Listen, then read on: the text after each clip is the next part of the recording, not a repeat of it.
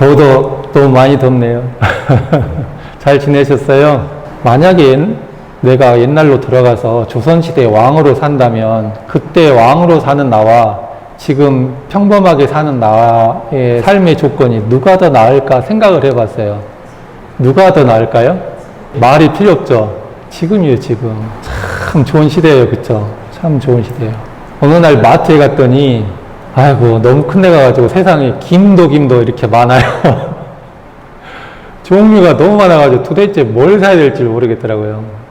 참 그거 고르느라고 정신이 사납더라고요. 그렇게 풍요로운 시대예요, 지금.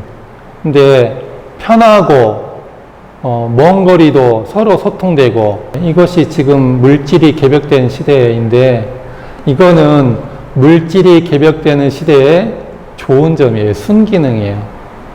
근데 모든 것이 순기능만 있는 게 아니라 역기능이 또 있거든요. 역기능이 있는데 그럼 역기능이 뭐가 있을까요?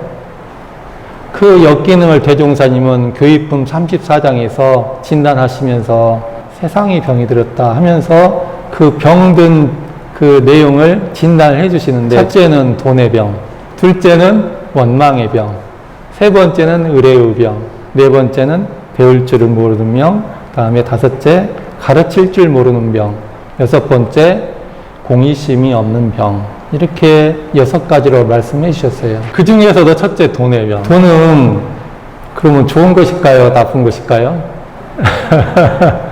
돈은 사실 그냥 돈이에요. 인간이 편리하게 쓰려고 만든 거고 사실은 돈이라는 거는 개념이지 실제에 있는 건 아니에요. 사람의 개념이 상상이 맞는 거지 실제에 있는 건 아니거든요. 근데 이제 그걸로 가치를 매겨가지고 우리가 이제 쓰는 거죠. 제 후배 한 명이 대학원 때 뚜벅이로 걸어 다니다가 아, 이거 불편한데 하고 있는데 다른 동기가 자전거를 타고 씩 지나가는 거예요. 그러니까, 아, 저거 사면 편하고 좋겠네 해서 이제 돈을 마련해가지고 자전거를 샀어요. 참, 자전거를 뚜벅이로 걷다가 자전거 타고 다니니까 얼마나 편하고 좋아요? 룰루랄라 자전거를 타고 다니는데 어느 날 또 자전거를 슉 타고 가는데 옆에서 누가 오토바이를 타고 씩 지나가는 거예요. 또 오토바이가 이제 인식이 되는 거예요. 얼마나 좋아요, 오토바이 타면.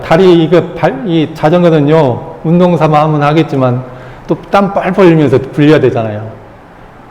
오토바이를 사야겠구나. 스쿠터를 또 돈을 모아가지고 없는 형편에 또 스쿠터를 샀어요.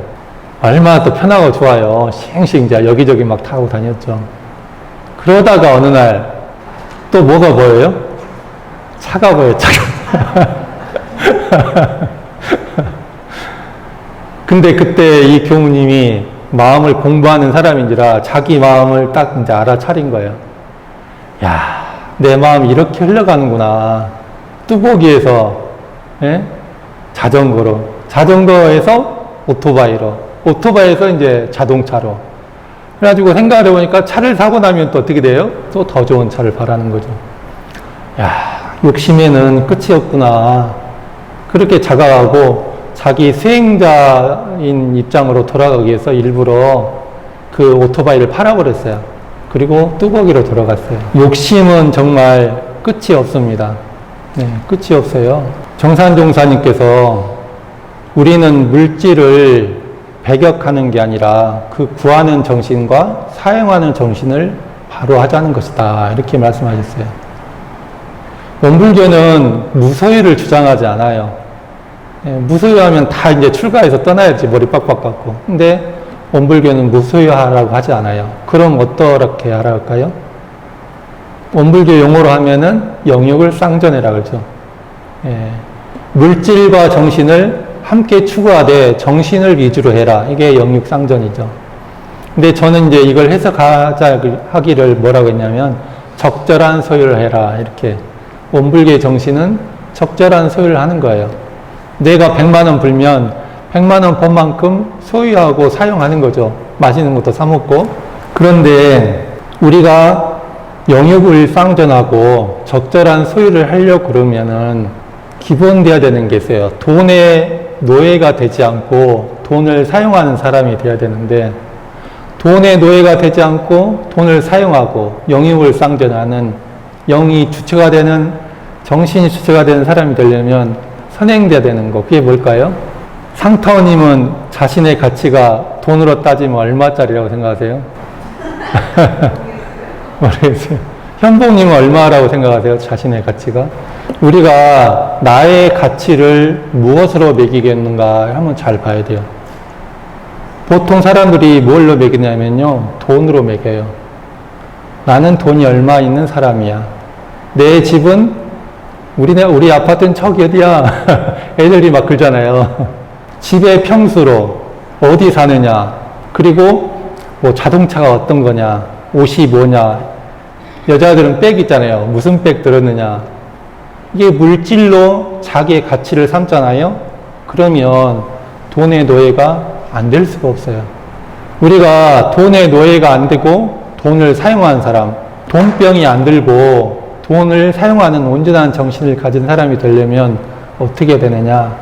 나의 가치를 물질로, 돈으로 매기는 데서 벗어나야 돼요. 저는 출가해가지고 처음 이제 출가해서 어떤 마음이 스스로 먹어졌냐면, 수행자는 방석 하나면 돼, 이런 마음이 들었었어요. 수행자는 방석 하나면 된다. 그러고 사니까요, 제가 아까 말했잖아요. 마티즈2 몰고 다녀도 전혀 내가 거기에 구애된 바가 없어요. 늘 당당하고 자신 있고. 근데 어느 날 그렇게 내가 나는 물질에 끌리질 않고 물질의 노예가 아니고 나는 내가 주체가 돼서 사는 사람이다, 이렇게 생각하고 살았는데 어느 날 나도 물질에 끌리고 살고 있구나 하는 것을 깨달았어요. 교모들은 또 이렇게 물질에 끌리더라고요. 어떻게 끌리느냐. 모 교당에서 이제 청년들 법회를 보는데, 법회 시작하면 이제 여기 자리에 앉아 있잖아요. 자리에 딱 앉아 있는데 제가 뭐 하고 있냐면 1명, 2명, 3명 숫자를 세고 있는 거예요. 그래가지고 이 숫자가 평소에 거기 한 20몇 명 오거든요. 이 20몇 명 오면은 내가 마음이 편하네. 참 편하고 든든해. 자존감이 올라가. 근데 평상시와 다르게 숫자가 그렇게 안 와요. 올해가 안 오고 막 그러잖아요. 그런 때는 마음이 뭔가 이렇게 쭉 내려가요. 그걸 제가 보면서 이것도 물질의 노예 생활이구나, 제가 이렇게 깨달았어요. 교도수가 많으면 올라가고 적으면 내려가고, 이게 교모로서의 물질의 노예 생활, 돈의 노예가 되는 거랑 다름이 없는 거구나. 종목사님께서, 이 전산 종목사님께서 늘 누차 강조하시는 게 뭐냐면, 교도 숫자, 교당 크기에 연연하지 마라. 그 교당이 교법을 실천하고 있는지, 그 교당이 대종사님 법이 실현되고 있는지, 그것을 중심으로 봐라. 늘 강조를 하세요. 그게 되면은 그 가운데 교화는 되고, 숫자가 좀 적더라도 상관없다. 사실 그러지 않습니까? 만약에 원불교 교도가요, 1000명이요, 1000명. 1000명인데, 1000명이 열애의 1000명이에요. 대강 열애의 1000명이요. 그러면 그 가치가 있습니까, 없습니까? 대강 열애의 소태산 열애의 딱 한 명 나오니까 이렇게 커졌는데, 열애의 1000명이 나오면 어떻게 되겠어요? 그죠? 우리가 가치를 둬야 될 것이 뭔지 생각을 해 볼 뿐이죠. 우리는 이론상의 진리를 믿잖아요. 진리를 믿고 진리를 닮아가고 그런 사람이 우리잖아요. 근데 이론상의 진리를 이렇게 그림으로 그려놓으면 이건데, 이걸 말로 풀어서 핵심을 말하면 뭐죠? 불생불멸, 인과보험. 이 8글자예요. 이론상 진리, 우리의 본질이나 이 우주 만물의 본질이 뭐냐?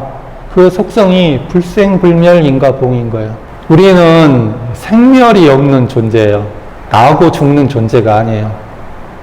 영생의 존재예요. 육신은 뭐하고 같다고 그랬어요? 힌트 이거. 옷하고 다름이 없다. 우리가 이 생만 사는 게 아니잖아요. 꼴까닥 죽으면 또 태어나고, 꼴까닥 죽으면 또 태어나고 그러잖아요. 옷이 쓰다가 헤어지면, 못 쓰게 되면 새 옷 갈아입잖아요. 차도 쓰다가 못 쓰게 되면 폐차고 새 차 사서 새 차 타고 다니잖아요. 그런 것처럼 우리가 한 생이 맞춰서 몸이 기능이 닿으면 이거 벗고 새 몸을 받아서 살잖아요. 그러면 나의 참된 주체는 이 육신이에요, 뭐예요? 육신이 아니고 뭐죠? 이 육신을 타고 있는 본체, 마음, 이것이 우리의 본질이죠. 이 육신도 내가 아니고 나의 것이잖아요. 이 육신은 나가 아니라 나의 것이죠. 그러면 이 옷, 육신이 입고 있는 이것은 나예요, 나의 것이에요? 이것도 나의 것이지 내가 아니에요. 집은 나의 것이에요, 나예요? 집은 나의 것이지 내가 아니에요. 그럼 돈은 나의 것이에요, 나예요? 네? 나예요? 나의 것이지 나가 아니에요. 이 마음 외에 모든 물질적인 것들은 다 나의 것이지, 나의 소유물이지, 참된 주체가 되는 나라는 참된 나가 아닌 거예요. 그럼 우리가 무엇을 더 가치를 두고 살아야 될까요? 마음을 가치를 두고 살아야 될까요? 이 나의 것들 가치를 두고 살아야 될까요? 대종사님 천득본 17장에 이렇게 말씀하셨어요. 참다운 나의 소유는 무엇이냐? 정법에 대한 서원과 그것을 수행한 마음의 힘이다. 사실은 여기서도 마음의 힘이 더 핵심이에요, 사실. 왜냐? 결국 계속 영생토록 존재하는 것은 이 마음이기 때문에. 언젠가 제가 말씀을 드렸지만 도장이 있잖아요, 도장.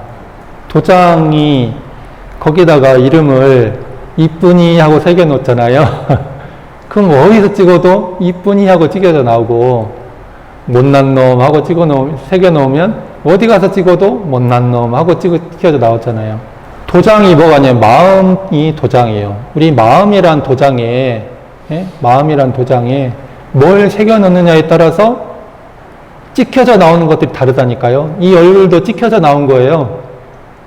마음이 찍어 놓은 것이 이 얼굴이고, 마음이 찍어 놓은 것이 엄마 아빠고, 마음이 찍어 놓는 게 배우자고, 자식이고, 모든 인연 관계예요. 근데 우리는 뭘 찍고 싶어요? 이쁜이를 찍고 싶어요? 못난 놈을 찍고 싶어요? 이쁜이를 찍고 싶죠. 근데 그게 마음대로 돼요, 안 돼요? 안 되죠. 왜 안 돼요? 왜 안 되냐면 간단해요. 마음에 힘이 없으니까. 힘이 있으면 자기가 찍고 싶은 대로 찍는 거예요. 새기고 싶은 대로 새기고. 힘이 없으면 어때요? 힘이 없으면 끌려당기는 거예요. 우리가 진짜 나의 주체가 뭔가, 진짜 나가 뭔가 마음이다. 육신이나 옷이나 집이나 돈이나 자동차나 모든 물질적인 것들은 나의 것들이지 나가 아니다라고 하는데, 실제 경계를 당해놓고 보면 혼란한 거에 넘어가 버려요. 왜 그래요? 마음 힘이 없기 때문에. 연구력이 있잖아요. 우리가 연구력이 있으면 이 진짜 나의 실체는 이거구나 딱 확실히 알고 경계를 당해서도 안 끌려가요. 돈에. 누가 나보다 집 좋네 막 자랑해도 거기에 전혀 너 그래? 좋은 집 사네 하고 막 끝나버리지, 거기에 내가 요동하질 않아요. 그런데 내가 힘이 없으면 어때요? 수양력이 없으면 홀라당 넘어가지고 이거 내 팔자야 이렇게 된다니까요. 진짜 참된 나의 주체가 뭔가, 진짜 우리 인생에 가치가 있는 것이 무엇인가, 이것을 모르고 살다 보니까 돈의 병에 들고, 돈의 노예가 되고, 돈 하고 살고, 그러면서 행복해, 안 행복해요? 완전 안 행복하다 보면 그러니까 덜 행복해요. 많이 덜 행복해요. 돈 할수록. 그러니까 이제 우리가 뭘 해야 되냐. 정법에 대한 서원을 세우고, 공부를 해가지고, 마음 힘을 쌓아야 돼요. 마음 힘을 쌓으려면, 어떻게 해야 돼요? 세상에 공짜가 없어요. 이 근육에 힘을 쌓으려면 현복님 어떻게 해야 돼요? 근육에 힘을 쌓으려면? 운동해야 되죠. 그럼 마음 근육에 힘을 생기려게 하려면 어떻게 해야 돼요? 마음도 운동해야 돼요. 운동을 다른 말로 훈련, 공부 이렇게 하는 거예요. 근데 훈련하는데 어떻게 훈련을 해요? 이 근육 훈련, 운동도요, 아무렇게나 하잖아요. 그러면 부작용도 생기고 원하는 대로 안 되고 효과적으로 안 돼요. 법이 필요해요, 법. 육신을 단련하는 운동도 이 단련법이 필요하듯이 마음 단련도 어때요? 마음 근육 단련도 법이 필요한데 그 법도 제대로 된 이 시대에 맞는 그런 정법일수록 더 효과적이고 좋겠죠. 그게 우리 대종산인법이에요. 그러니까 이 법을 내가 알고 이 법대로 실천해가지고 마음 힘을 쌓으리라는 것, 그게 정법에 대한 서원이에요. 서원 있는 사람은요, 어떻게든 돼요. 근육 단련하는 것도요, 자기가 서원이 없잖아요. 필요성을 못 느끼고 서원이 없으면 나중에 그 근육의 힘이 다 털어져가지고 그렇게 살겠죠. 근육의 힘이 안 생겨요. 근데 서원이 있으면 어떻게든지 키워코 해가지고 어때요? 힘이 생기잖아요. 그래서 정법에 대한 서원이 그렇게 중요한 겁니다. 정법에 대한 서원을 세우고 그것을 실행해가지고 마음의 힘을 쌓는 것. 그럴 때 우리가 이 돈의 병에서 벗어나가지고 돈을 사용하는 사람, 물질을 사용하는 사람, 정말로 인생을 행복하게 내가 내 인생의 주체가 되고 당당하고 의연하고 자신감 있게 그렇게 살 수 있는 사람이 되는 거죠.